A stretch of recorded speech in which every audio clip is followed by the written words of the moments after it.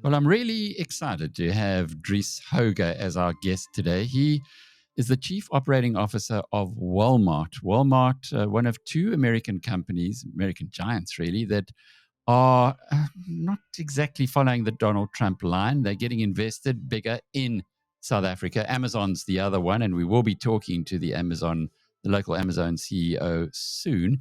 But Dries is the man who has been charged with the responsibility of turning around Walmart in South Africa. And we haven't had the brand here before.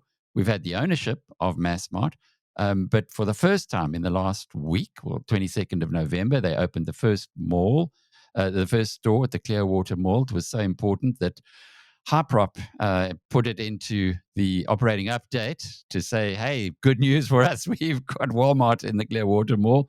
And then last week, 28th of November, another second store in Fourways.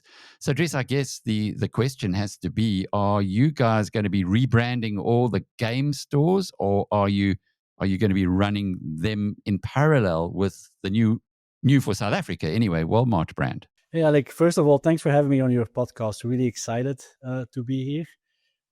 Also, this has been an exciting moment for us, right? So, Walmart is one of the biggest retailers in the world. We have a presence in more than 19 countries. I think we have globally more than 10,000 stores, more than 2.2 million people working for Walmart as a brand. So, having that brand really committing here in South Africa, it's a huge deal for us. But it's also a huge deal for our customers. Because I think with every new retailer, with every new competitor, comes benefits for our customers.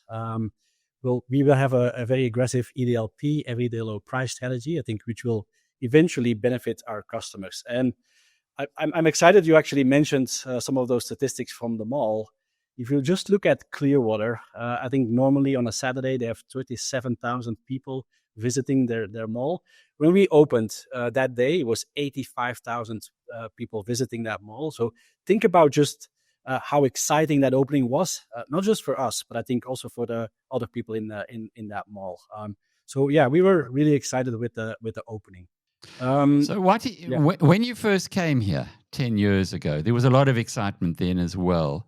There was a belief that Walmart were going to really shake up the market. I remember talking to Whitey Basson, who was then running ShopRite. He said, no, let them come. And so far, he's proven to be right. He's off the stage.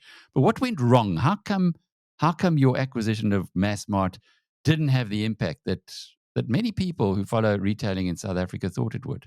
Yeah, I would love to comment on that, but I wasn't here that time. I joined Walmart about 10 years ago. I've been 6-7 years in Walmart Canada, and about 2.5 years ago, my family and I moved here to South Africa to see how I can help the business. And it's been an exciting journey so far, and I think we've really accelerated in the last 2-3 years.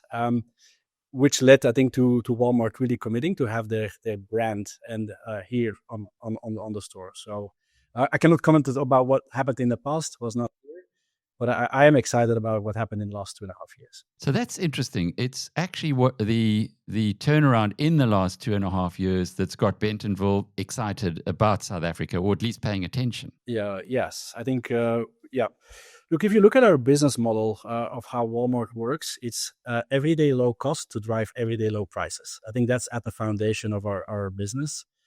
So we try to streamline our processes, take our non-value added steps, so we can then reinvest that money that free up in price, attract more customers. And I think last 3 years, we have made a significant progress on that front, which has benefited at all of our banners, actually.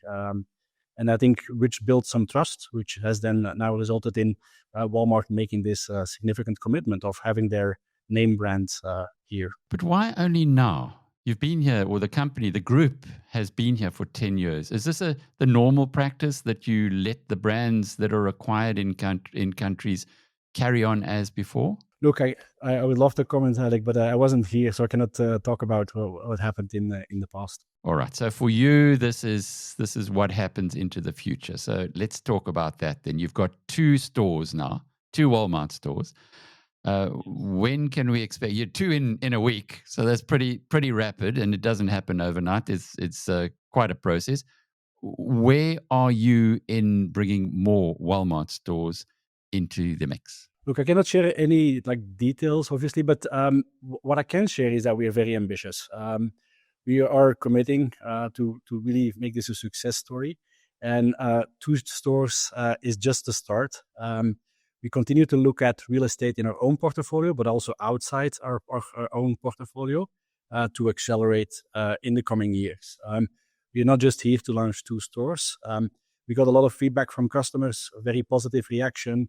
And I think it just reinforces some of the data and studies we have done. And we were very excited about bringing a new retailer, a new competitor to South Africa. And Marnus is a man from this windy little town called Yaku. Sorry, other way around. Yaku's from Marnus. Yaku, we need to talk about your upgrade problem. I don't have an upgrade problem. 2 Audis, an Opel, a Kia, and a Hyundai. It's 5 cars, Yaku. Denial. I just love cars. And we buy cars that make it so much easier for you and convenient to sell your car. You want to try it? Okay, just once. Turn off the cameras. I see how this is addictive. Take 2 of those. We buy cars. The easiest way to sell your car by far. I guess the interesting part about all of this as well, and we heard this 10 years ago, was that when Walmart got involved in South Africa, there were hopes that you would become, you would procure more from the continent and then distribute that through the whole Walmart network. As you said earlier, 2.2 million people work for the organization. It's a massive, massive organization. Have you had any more thoughts on that? Look, what I like about launching the Walmart brand and the stores we have done, it's a combination of the strength of Walmart, which is its scale, it's its assortment, it's its product, it's its retail know-how, but also we combine it what makes South Africa great, and it's people, it's local entrepreneurship. You probably heard the story about Maddie.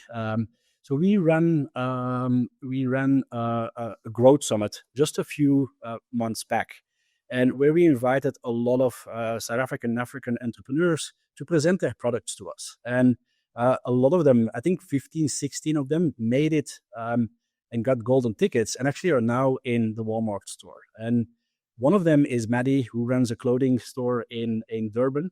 She makes kids' clothes.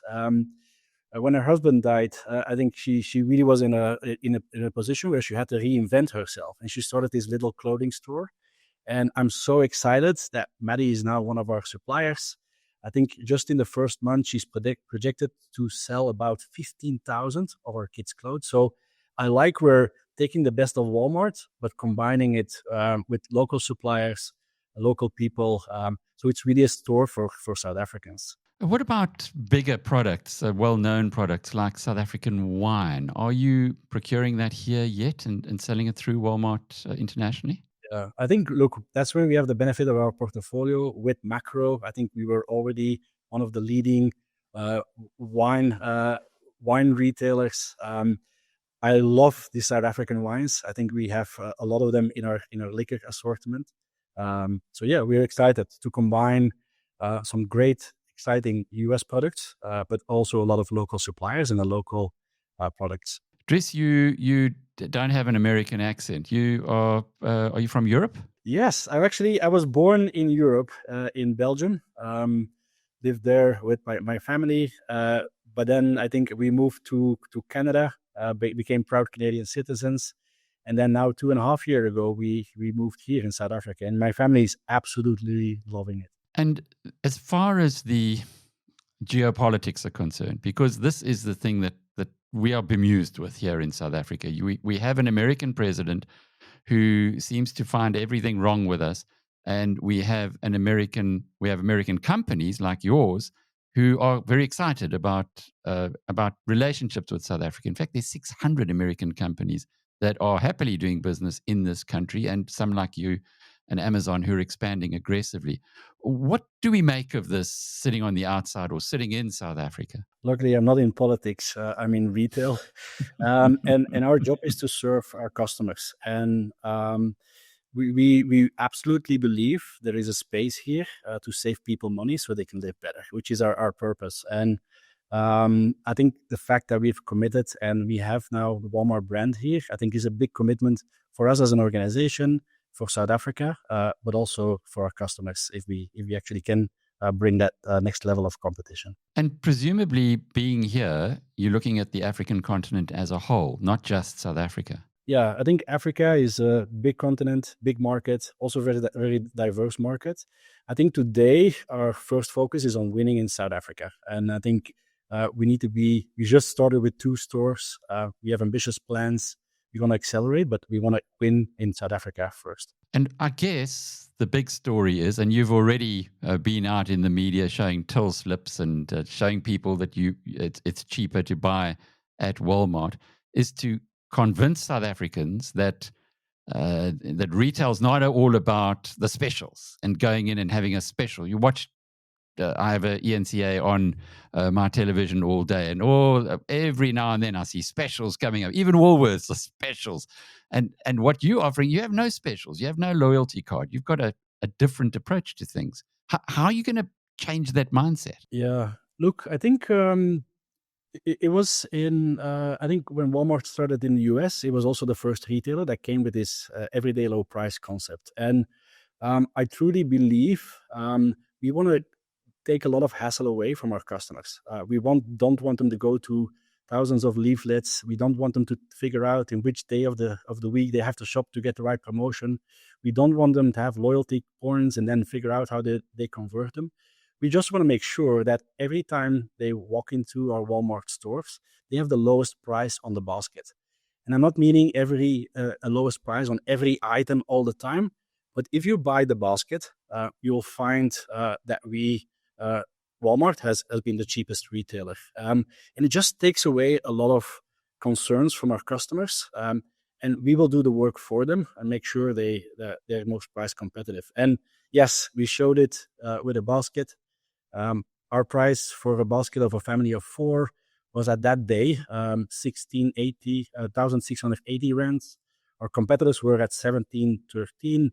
Another competitor was at 1,880, and that with a lot of promotions. Which our price 1,680 is there to stay every day of the week, every day of the month, and it's been since confirmed by I think a few of your colleagues and that did some price comparisons. So yes, it's new to the market. It is very highly promotional. We believe over time that will generate trust with the customer. And I think that trust is going to help us win. You have got stores in the group outside of Johannesburg. Your 2 Walmart stores are only in Johannesburg. Are you expecting that the customers in those areas, to take the Cape and KZN, for instance, as obvious examples, are going to be exposed to the Walmart brand sometime? Yes, I think we have plans to expand beyond Gauteng. I think it was just easy for us to start here so we can move at speed. Or we have done a good view of the market and where there's opportunity to accelerate. Obviously, we won't share that yet. You'll have to wait for that a little bit longer, Alec, and maybe I'll come back. But yes, we have plans to accelerate into the rest of South Africa.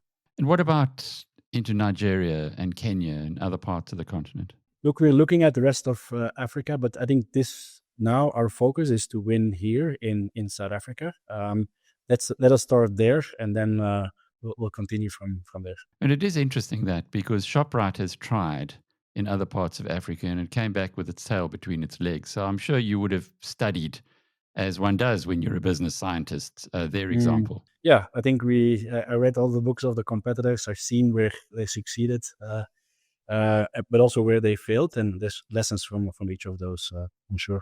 Now, there's quite a bit of rumors, inside rumors in the inside of retailing that says that it's only a matter of time before Walmart acquires Pick n Pay. You've got very deep pockets. You've got huge resources. Pick n Pay is actually trading at a negative equity value if you take its Boxer shareholding. Is that something that would be occupying your mind? Look, we're focused first on making these stores a success and then see how we can expand at speed. I'm not going to react to rumors But what I'm trying to get at is clearly something's changed in Arkansas. Something's changed at your head office where Walmart just let South Africa kind of just drift along. And now you've been here for 2.5 years. Did you have to go into the boardrooms and say, guys, we got something here in South Africa. Give me a chance to do things differently? Or how does just help us to understand how something like this happens? Look, I think there's in Walmart International, there's a lot of people that are looking at demographics, economy. There's looking at where the opportunities are, and it's our job to show the market potential, to show the data of why we believe we can win. I think Walmart has the ambition to be a leading omnichannel retailer in every market they operate. So yeah, I think we shared some of the insights and data of why we believe this could be a winning play. And So the when data you was say quite. was that going over to America, laying out a case, and almost like one of the satellites going in and saying to the home mothership, hey, we need some more resources here because we can do things. Yeah, that happens. All these things happen very collaborative. We work with an operating partner that knows our market really well, that knows Walmart really well. So those things are very. We're working as one team. I don't see it as a head office and a local office. We're working one team to save people money to live better.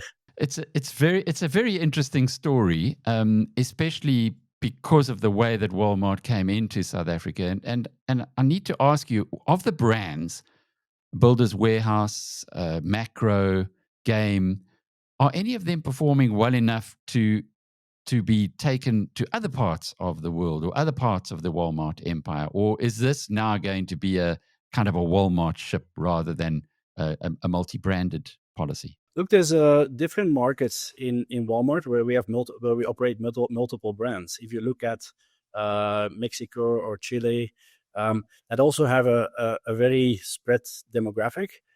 They have different brands working next to each other to target the key markets. And I think for us, we were very clear of what the customer value proposition of each of our brands in the portfolio is. And I think we're getting clearer at really targeting each of those. So they can play a role that strengthens the whole rather than sometimes competing with each other. So I'm very confident. We have really defined for each of the brands what their customer value proposition is, what their target audience is, and more and more they're playing in that lane. And I think that will make the sum of the parts win, which is a strategy I think also a lot of our competitors follow. A lot of other parts in the Walmart world. So how is the Walmart brand different to Game, Macro, and Builders Warehouse? Yeah, I think, look, the Walmart CVP is differentiated. I would define 3 elements. One, everyday low price. I think it's the only retailer that is a everyday low price retailer in a very high-low market. 2, assortment is different. I think we have a much complete shop. We're operating with fresh. We have some exciting US products as well. And then convenience. We're trying to be a very convenient retailer, fast in and out, as well as your 60 minutes opportunity. So I think there's clearly some differentiators if you look at how we structure price, value, how we structure assortment, and how we structure convenience versus some of our other brands. Well, that 60-60 competition, taking Checkers head on, is a very aggressive stance. Have you also hired a whole bunch of scooter drivers and putting them out there and to because it sounds like a logistical challenge to deliver within 60 minutes? Yeah, it is. So what we try to do is we try to follow what the customer asks for. And it's very clear if you're a food retailer in South Africa, you have to deliver that convenience. And 60 minutes is the market expectation. If you look at other markets, it's even faster. If you think about India, it's within 15 minutes, you can get something delivered. So I think we're just following what the expectation of the customer is. And convenience in store and to our 60-minute delivery is part of our part. And yes, there's some competitors that's been longer in the market than us. What But we do these deliveries all across the world. We also have a global technology platform that's a Walmart commercial platform that we can leverage. And the benefit of that is, Alec, is that we can take all of the learnings from all other markets with some customers and really apply them quickly to our platform. I'll give an example. In the US, they're working significantly and accelerating with AI, and they're looking different of how we search on some of those apps. It's no longer, I want beer, I want this. They say, I want to organize a rugby watch party and give me everything I need.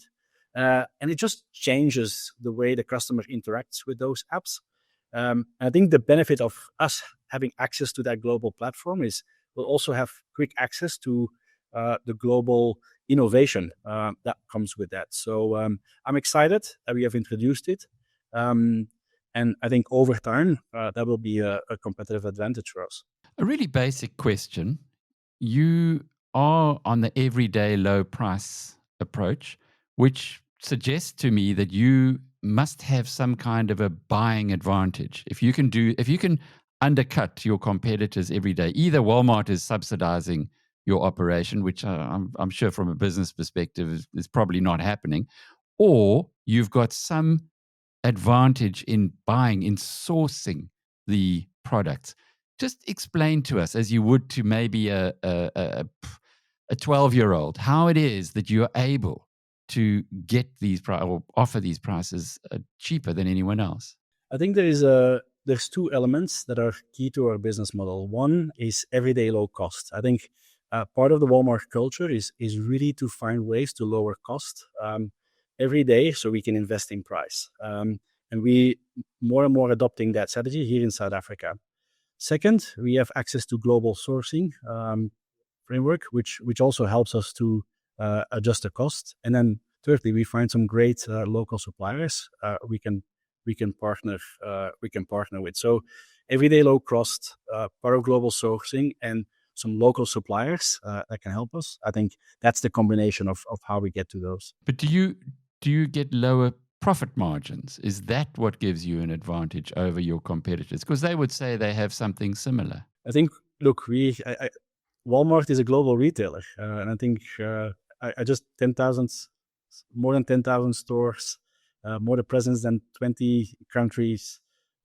So yeah, I think we have a global scale that can benefit us. Also, just from learnings around processes, supply chain, all of those to lower our cost. So I think that's part of our benefit. So the consumer who now needs to be re-educated almost in South Africa from chasing the specials to come in your approaches, come to us every day because we're going to give you the best deal anyway. They need to understand why this is the case. And from what you've told me now, it's because you are so big. So when you do buying on a global scale, you'll get a better price than the South African competitors, I guess, who don't have the scale. And also the know-how on everyday low cost. I think we can benefit from know-how and innovations around costs and automation and simplification from all across the world. IT costs, for example. All those things help us to be everyday low cost that we can then translate in everyday low price. Dries, I have been into many of your stores here in South Africa, and I've always been impressed by the pricing, but not as impressed by the operations. For instance, when you leave a builder's warehouse, you've got to stop at the door and somebody has to check every single item that you have purchased and stamp your till slip. Now, that doesn't happen at other retailers. Why? Does that happen globally at Walmart? I think, look, what we're trying to do is to make sure our internal problems don't become a customer problem, right? So what we're trying to avoid, and I think that's a great example, and we are reviewing that, is sometimes people want to avoid shrink or losses, but we should not make it our customer problem because now we're creating friction. So if you look at the Walmart stores, we have worked hard to remove a lot of friction at the front end. So people don't have to wait for a lot of other things. Learnings we are leveraging now in our other banners as well. But you're right. Our job is to reduce friction for the customers. So they get a great, convenient experience. And how are you doing that? How are you transforming the culture, which might have been less customer centric? Because you can have the best prices in the world, but if you get a bad experience or a less than, I don't get somebody when I go to Pick and Pay or to Checkers or Woolies. I got smiling people usually. Sometimes in the mass mart group, that didn't happen. How do you change that? Because you got the best prices, as you've now told us. So that should be drawing me there as a South African consumer. But there are two parts to the It's question. also the experience. Yeah. Look, I went to the stores today. I saw a lot of smiling people. So let me know where you shop.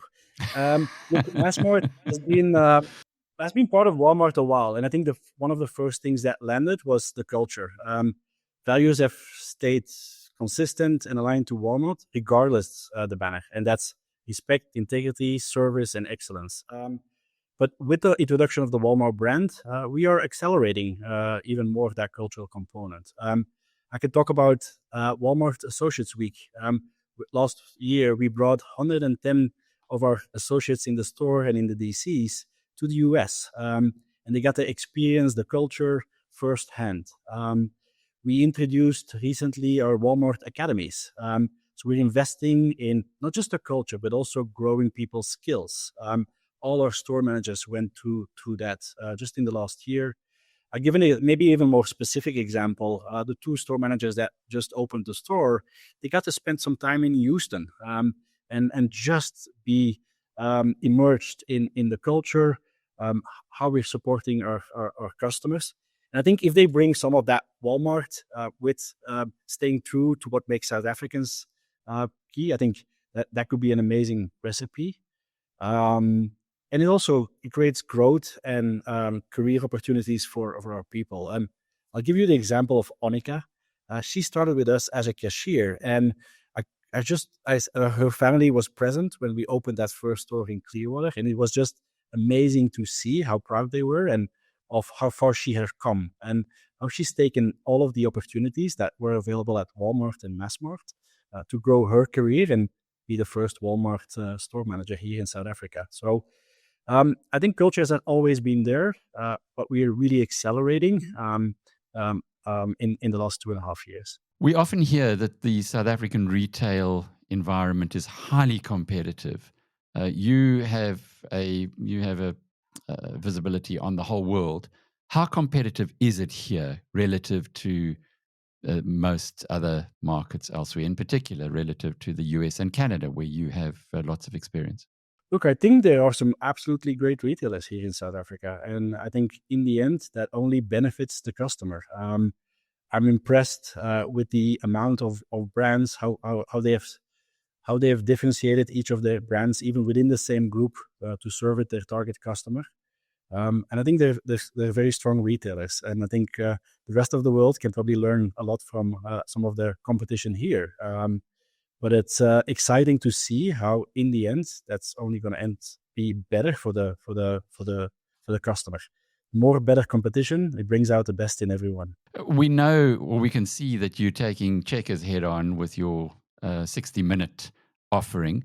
But which other brands do you have in your crosshairs? Look, we try to really, sorry to repeat myself, but we're trying to really focus on the customer. I think we're very clear on we want to serve our customers. We want to save them money so they can live better. And we'll see. And so far, the customer has really reacted with a lot of excitement to the offering, to us coming into the market. And we're going to build on that. And in the last 2.5 years since you've been here, you said that things have turned around, things are moving in the right direction. Can you give us any insight into market share? Have you been growing market share, for instance, in that time? Yeah, obviously, I cannot disclose any financial information. But I think we've made collectively as a team a lot of steps forward on operational discipline, streamlining our processes, and it's benefiting all of the banners so far. But I presume you'd have to be going in the right direction to have the kind of support that head office or that the US is now giving you. I think we had to make sure that they can trust us with the brand. It's a very important brand. 60 years, people have built 63 years to have that brand, and I think them giving it to us here, I think is a strong vote of confidence to the team. In 5 years' time, when you look back on where you are, what would you have liked to have achieved at that point? I think it's just impact for the customer, impact for our associates, because I think if we build a retailer that grows, it comes with career opportunities, it comes with opportunities for our suppliers, local suppliers, it comes for opportunities with malls.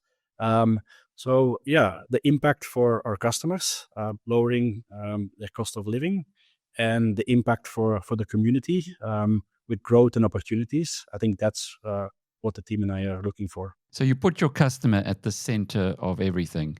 And here in South Africa, we've got a very interesting scenario that's playing out. And I'd love to get, as a final kind of insight, your thoughts on this.